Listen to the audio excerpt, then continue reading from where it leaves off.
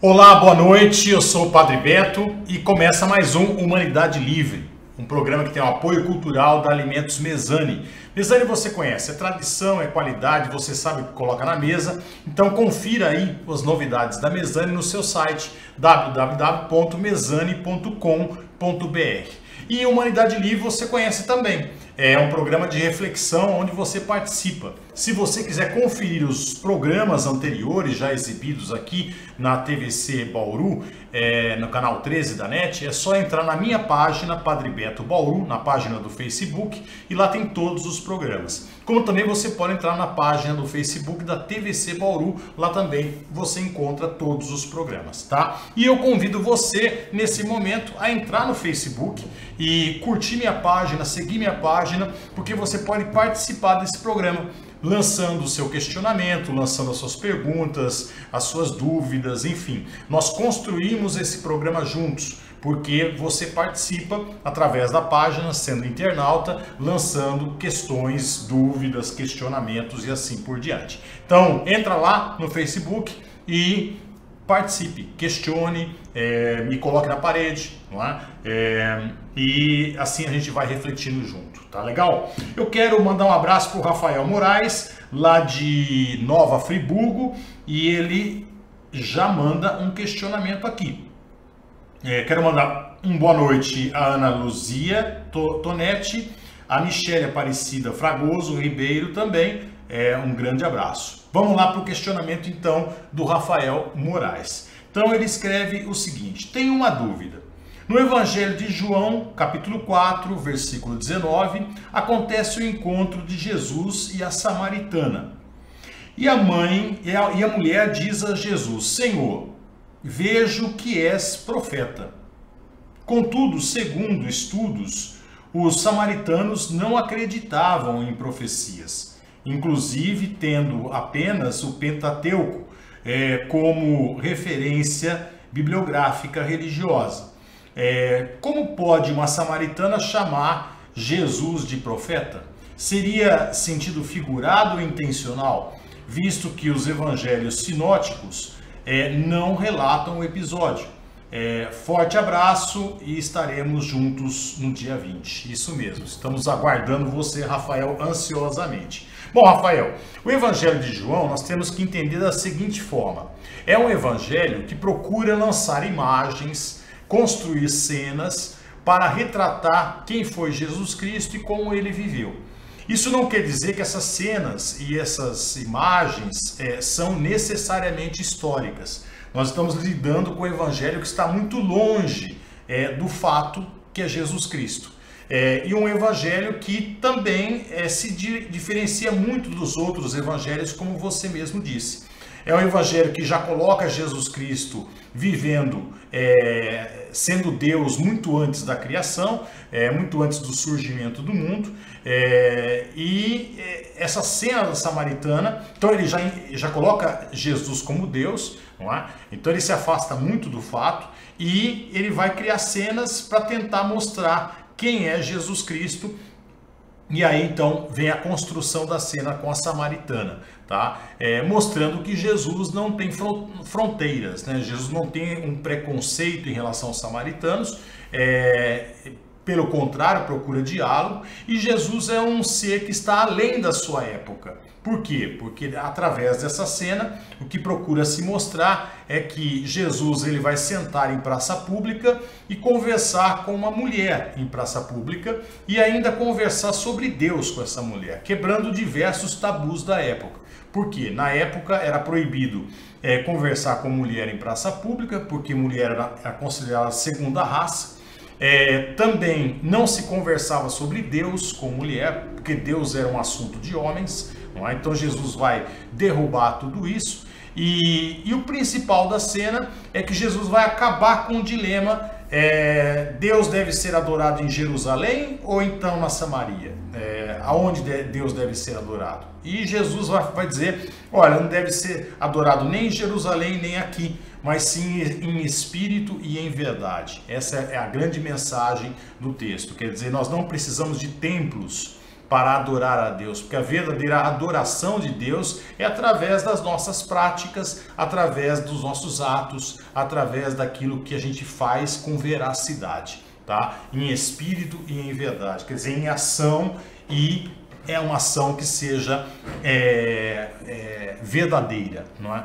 Então, é nesse sentido, tá, Rafael? Então, provavelmente essa cena não aconteceu, e ela traz a sua mensagem de quem é Jesus Cristo, e portanto as falas da samaritana são falas do próprio evangelista que escreveu, ou da escola, né, que escreveu o Evangelho de São João, tá bom?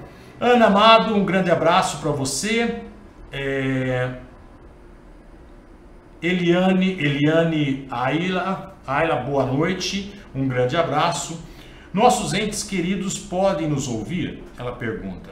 O que você pode me dizer sobre a vida após a morte? Olha, eu só posso dizer para você intuições que eu tenho, tá? Eu acredito que nossos entes queridos podem nos ouvir, sim, tá? Eu acredito que a dimensão superior que atingimos através da passagem que nós chamamos de morte, que nós infelizmente chamamos de morte, deveria ser chamado de Páscoa, de passagem, não é? Essa passagem é para uma dimensão superior. Agora, a dimensão superior não é o espaço, não é? A dimensão superior não é o céu, né? A gente condicionou a enxergar a dimensão superior e colocá-la lá em cima. Por quê? Porque os antigos chamavam de céu, ou costumavam chamar de céu, não é? Mas a dimensão superior eu acredito que está aqui, é uma dimensão paralela à nossa. E eu acredito que as pessoas que vão para a dimensão superior estão à nossa volta, nos circundando, né? E portanto podem nos ouvir, sim, nós podemos ter contato com eles. Eu acredito, tenho grande intuição. Uma vez eu fui uma sensitiva e ela me disse assim, lendo a carta de tarô, ela me disse: olha, você tem 2 protetores, um é um avô seu. Aí eu disse para ela: olha, isso faz sentido, porque um avô meu, ele foi meu padrinho de batismo quando eu nasci, em 1965, e um mês depois do meu batizado ele faleceu. Então tem lógica, né, dele me acompanhar, não é? Porque meu padrinho de batismo eu não o conheci, e tem lógica dele me acompanhar. Aí depois ela disse: mas o outro é uma criança, tua mãe teve um aborto e essa criança te acompanha. E aí ela perguntou para mim: tua mãe nunca disse isso para você? Eu falei: não, meus pais são da geração que não falam essas coisas e tal, não comentam sobre essas coisas. Aí eu fui para casa dos meus pais eram vivos ainda, e eu perguntei para minha mãe: ô mãe, a senhora teve um aborto? E ela se surpreendeu com a pergunta e falou: pô, seu pai foi te contar? Não é? Porque até então ela não tinha comentado nada, né? Então ela teve meu irmão, que é o meu irmão mais velho. Depois houve uma segunda tentativa que não foi bem sucedida, que foi um aborto, e depois veio eu. E segundo essa cartomante, essa criança me acompanha. Eu não duvido, não é? Por quê? Porque eu acredito que nós podemos ser abençoados por pessoas que já partiram para a dimensão superior, tá bom? Eliane, um grande abraço para você. É isso que eu posso falar sobre a morte. Além disso, eu não tenho muito conhecimento. Para mim ainda uma incógnita, não é? O que eu posso dizer para você também é que eu estava no momento em que meu pai teve um infarto e partiu, tá? E o que eu posso dizer também para você, o que eu senti ali é que a gente tem aquela visão infantil de que a alma sai assim, né? Ela sai do corpo, assim, vai para cima, né? E a impressão que eu tive é que, vendo o corpo do meu pai desfalecer, eu tive a impressão que abriu um portal, abriu uma porta dentro mesmo do meu pai, assim. Parece que meu pai foi entrando por esse portal, e eu senti dali vindo uma paz muito grande, tá? Eu senti uma paz muito profunda, uma paz que eu não... Minha mãe estava desesperada, mas eu senti uma paz muito grande vindo dali, né? Então, essa sensação eu nunca mais esqueço, porque eu nunca tive uma paz tão grande como naquele momento.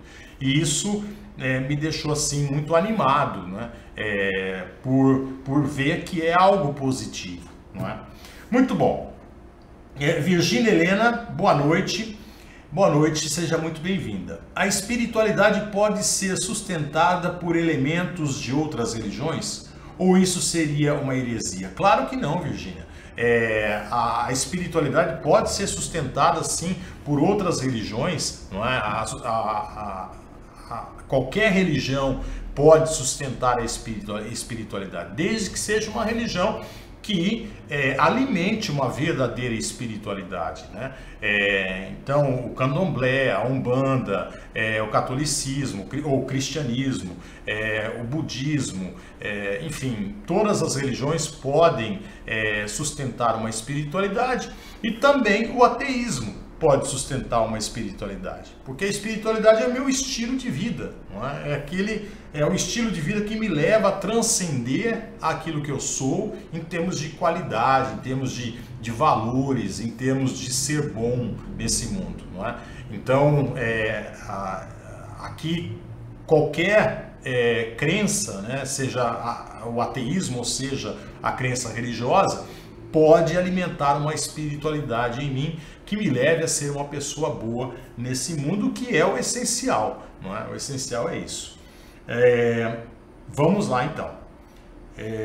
A Eliane, ela disse que perdeu o pai dela e a dor é profunda. A dor é profunda mesmo, Eliane.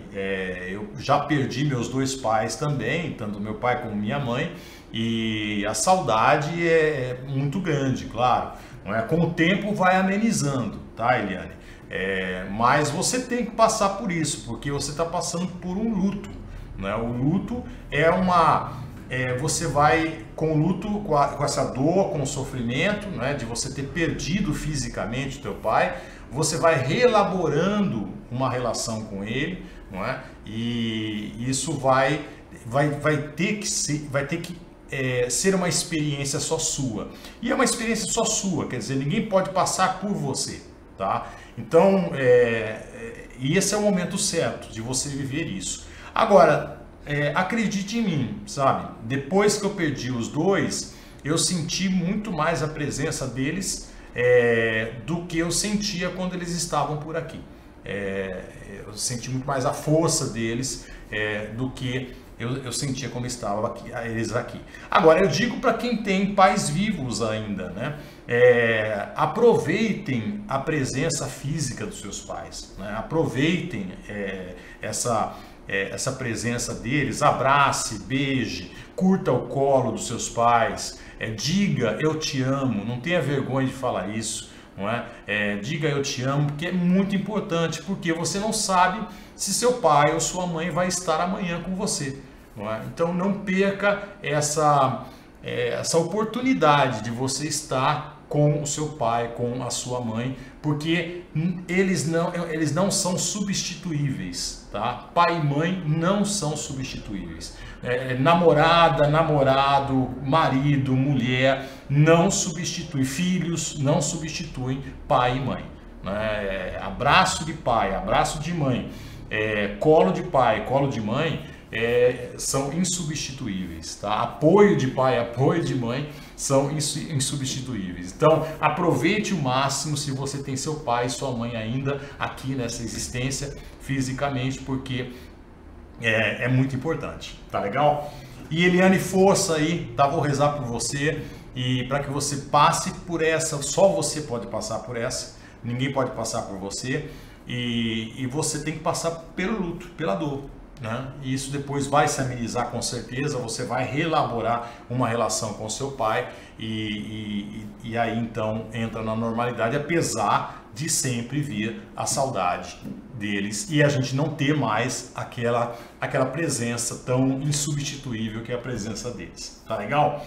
Michele Aparecida Fragoso Ribeiro, minha dúvida é sobre a transfiguração de Jesus, a presença de Moisés e Elias. Seria uma representação simbólica da vida pós-morte, conforme os kardecistas ensinam, coisa que a Igreja Católica Apostólica Romana condena? Qual a sua visão, Padre Beto? Olha, a minha visão é bem um pouco diferente, tá? Pode ser que seja uma representação do pós-morte, não é? Onde nós encontraremos pessoas do passado. Não é? Eu acredito que essa visão kardecista pode estar muito certa, tá? Mas o texto em si, ele foi escrito para uma outra intenção. Qual a intenção? Moisés representa a lei. Elias representa os profetas do Antigo Testamento, tá? Então, Moisés, a lei do Antigo Testamento, Elias, os profetas do Antigo Testamento.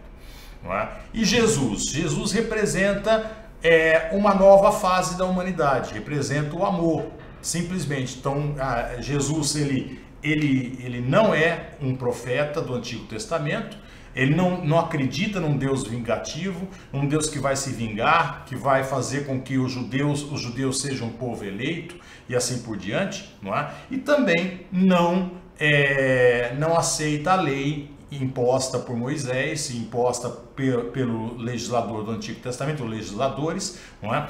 E ele parte para o caminho do amor. E no texto, Deus escolhe Jesus. Quer dizer, entre Moisés, Jesus e Elias, Deus diz: escute, esse é meu filho muito amado. Tá? Então ele escolhe Jesus, ou seja, ele sinaliza o caminho do homem é o caminho do amor. Não é nem o caminho da profecia do Antigo Testamento, de um Deus vingativo, de um Deus que é um povo eleito, nem o caminho da lei do Antigo Testamento, mas é o caminho do amor universal. Tá legal? Mas não descarto essa possibilidade da interpretação kardecista. Padre Alessandro De Luca, lá de Vicentina, Mato Grosso do Sul, um grande abraço. Explica um pouco sobre a transfiguração. De fato, isso existiu? Bom, já coloquei, Alessandro.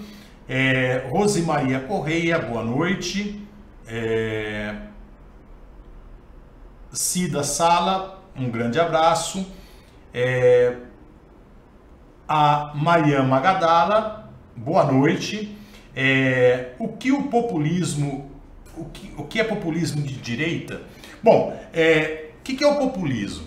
O populismo ele é uma prática política que o discurso do político vai de encontro à esperança popular, a desejos populares, a anseios populares, tá? Mas a sua prática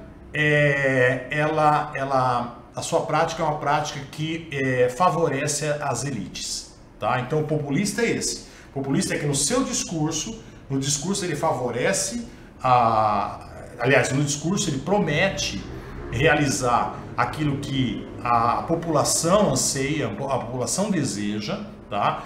Mas a sua prática é diferente. A sua prática é uma prática que beneficia as elites, tá? Esse é o populismo. Tá?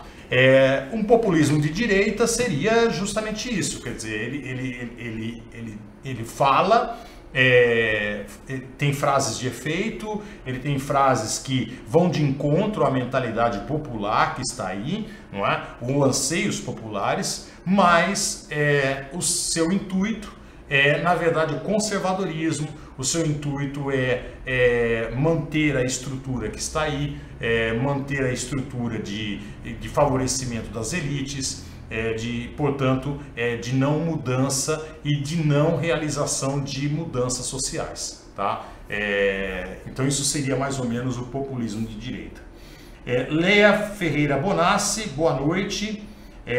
Maxiliano Santana, boa noite, ele é da Paraíba, ele manda um abraço de Cajá, da Paraíba. Um grande abraço para você também, muito obrigado por prestigiar aqui a nossa live, tá? Um grande abraço a todos de Cajá, na Paraíba. Ana Carla Pires, boa noite. Eliane, ela diz assim: você disse tudo o que eu precisava ouvir, legal, senti conforto ao meu coração nesse momento. Muito obrigada, muito forte o que disse, vai sentir mais a presença dele agora. Isso você pode ter certeza, eu não disse para você se animar não só, tá? Eu disse para você segundo a minha experiência. Um carinhoso abraço a você, Eliane. Michele, um grande abraço, já disse. Noeli Ribeiro, Ela escreve: te admiro, professor, muito obrigado. Nereide, Daniel, um grande abraço, somos parentes. E Ana Carla Pires, um grande abraço também. Muito bem, espero novas perguntas aqui de vocês, porque nós temos ainda 10 minutinhos. Não é? Então vocês podem ainda aproveitar a live que nós estamos fazendo. Eu queria comentar um assunto que foi a declaração do Papa Bento XVI, o Papa Emérito Bento XVI, que ele escreve uma carta colocando a culpa. A Daniela Sala chegou. Boa noite, Daniela. Colocando a culpa da homossexualidade e da pedofilia na igreja na revolução sexual da década de 60, na liberdade sexual que surgiu na década de 60. Então, segundo Bento XVI, o Papa Emérito, a existência dos casos de pedofilia e de homossexualidade na Igreja Católica seria devido a essa liberdade sexual que surgiu na década de 60. Aqui eu vejo uma declaração que tem três problemas e problemas graves. Retrata mesmo uma mentalidade que existe dentro da Igreja Católica e de outras igrejas também. Bom, primeiro, igualar aí, ou colocar no mesmo patamar homossexualidade dentro da igreja e pedofilia. Bom, são casos completamente distintos, não é? Pedofilia é crime, tá? Pedofilia é um distúrbio sexual, é uma doença, deve ser tratado como um crime, não é? O padre que é pedófilo, ele deve realmente ser punido por isso e receber um tratamento, porque senão ele vai sair da cadeia e vai cometer novos casos. Quer dizer, de forma alguma a igreja pode tratar como ela vem tratando esses casos, ou seja, simplesmente transfere o padre de Bauru para São Paulo, por exemplo, e deixa o padre lá no anonimato. Não é? Isso é um absurdo, tá? Querer que o padre cometa novamente um crime, porque ele tem uma doença, ele comete um crime e ele vai fazer novas vítimas. Tá? Então isso é uma coisa absurda. Agora, uma coisa é ser pedófilo, outra coisa é ser homossexual. A homossexualidade dentro da igreja existe? Existe. A questão o problema não é o padre ser homossexual ou não ser homossexual. O padre pode ser homossexual. A questão é que o padre tem que viver no celibato, se ele quer ser padre na igreja católica. É uma norma que existe. Então, o caso de homossexualidade, de práticas homossexuais dentro da hierarquia católica, é um caso de hipocrisia e um caso de falta de ética. Então, o padre que vive uma segunda... e tem um monte de leigos católicos que sabem disso, tá? E fecham os olhos para isso, são complacentes, portanto, coniventes com a hipocrisia e com a falta de ética. Não é? Já que a gente fala tanto de uma sociedade ética, cobra tanto da ética dos políticos, né? Vamos cobrar a ética também dos sacerdotes, né? Então, o caso de homossexualidade, de práticas homossexuais dentro do catolicismo, é um caso de hipocrisia e um caso de falta de ética, porque o padre se comprometeu em viver no celibato. Então, lute para terminar com o celibato.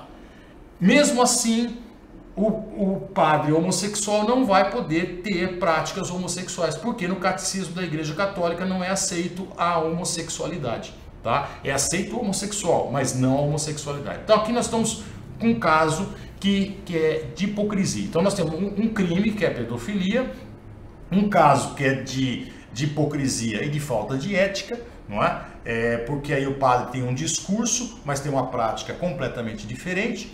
E aí nós temos um terceiro problema nessa declaração do Bento XVI. A liberdade sexual não é a causa de pedofilia e de homossexualidade no clero. Pedofilia e homossexualidade existiram antes da liberdade sexual. Não é? Devido à liberdade sexual que começou a existir na década de 60, houve a diminuição de vocações, aliás, de candidatos a serem padres que queriam se esconder dentro da hierarquia católica, porque não eram aceitos, não é? Então, aquele cara que não era aceito pela sociedade, ou seja, aquele cara crescia numa sociedade que não aceitava a homossexualidade de forma alguma, não é? O caminho dessa pessoa era ficar solteirona, não é? Ou entrar para o seminário. E muitos padres entraram para o seminário porque eram gays, né? Porque não podiam se assumir, não podiam viver a sua sexualidade na sociedade. Então iam para o seminário e pior, iam sem vocação, tá? Isso pelo menos no primeiro mundo e em sociedades mais esclarecidas, depois da liberdade sexual, diminuiu muito. Tanto é que diminuiu muito os candidatos, não é? A vocação. Em países atrasados como o nosso ainda, onde a homofobia é muito forte, onde nós somos o país que mais mata homossexuais do mundo, não é? E a homofobia é muito forte, ainda existe muitos casos de seminaristas que entram para o seminário, de candidatos que entram para o seminário, porque estão fugindo da sua homossexualidade e vão acabar vivendo uma vida dupla dentro do seminário e dentro do sacerdócio. Não é? Então, a declaração do Bento XVI é muito equivocada. Não é? Tem esses três problemas, então é uma declaração muito triste. Não é? Muito triste. Marciliano Santana, lá de Cajá, Paraíba. Padre, o senhor continua excomungado da Igreja Católica? Assisti uma missa sua no domingo, na Humanidade Livre, e fiquei encantado. Eu gostaria que o senhor explicasse essa sua atuação. Lhe admiro muito e lhe comparo ao padrinho Padre Cícero. Muito obrigado. Fico lisonjeado com a comparação, viu?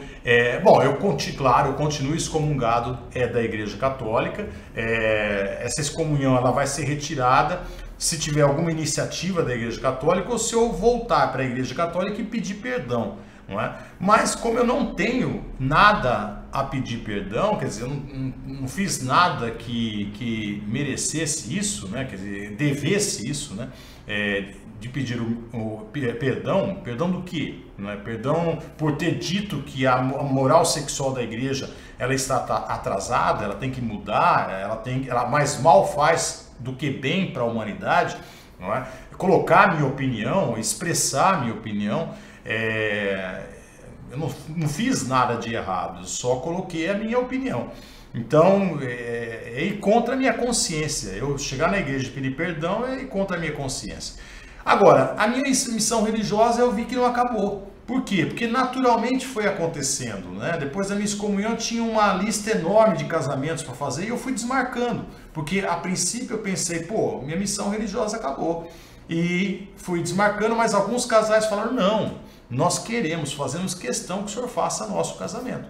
Aí eu falei, bom, mas eu não sou mais padre da Igreja Católica, não é?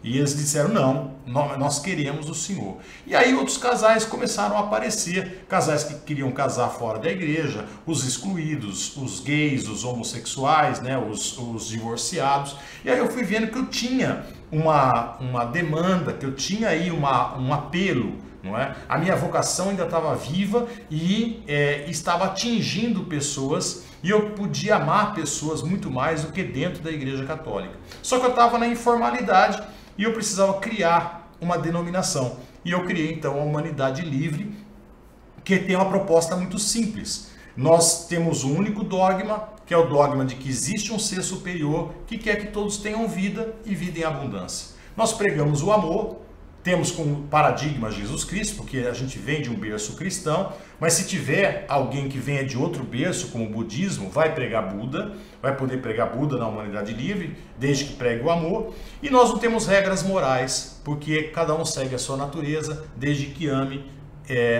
está fazendo bem ao mundo. Né? Bom, eu tenho que me despedir do pessoal da TV agora, o pessoal da live aí no Facebook continua aí, que eu vou terminar de responder as perguntas, não é? Mas eu quero me despedir do pessoal da TV, mandar um abraço a todos, muito obrigado pela audiência e até a próxima quinta-feira com mais um Humanidade Livre.